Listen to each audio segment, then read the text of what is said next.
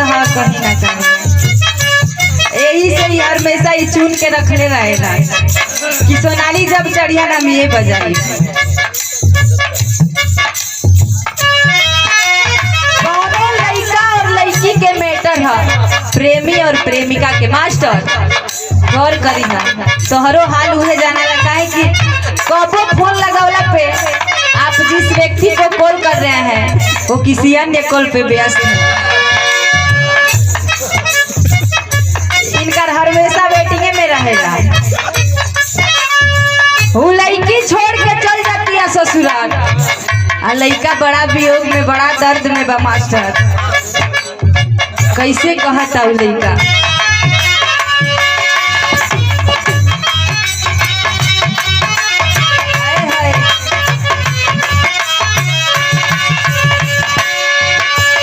बगली रे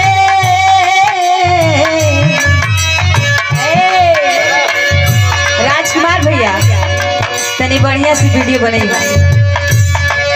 सुन बगली रे पागल कहे जमाना,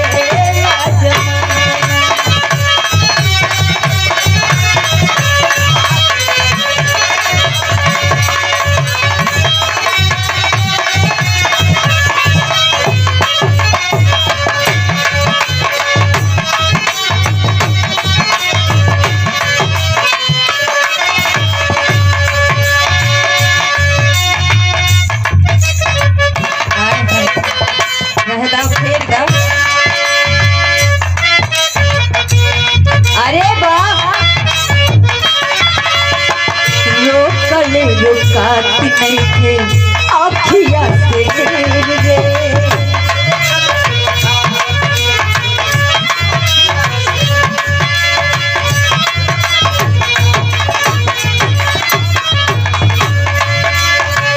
लागता पीरा काटे हिया में पीरे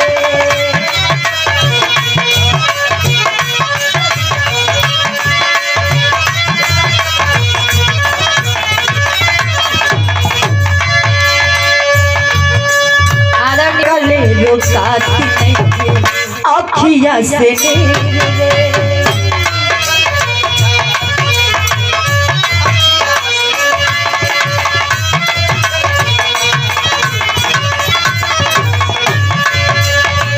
लागता पीरा ताटे हिया में पीरे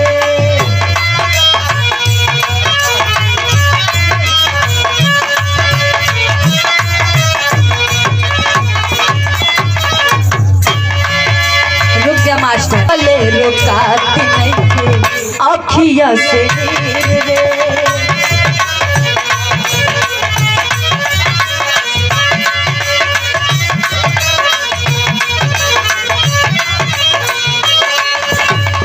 लागता पीरा ताटे हिया में पीरे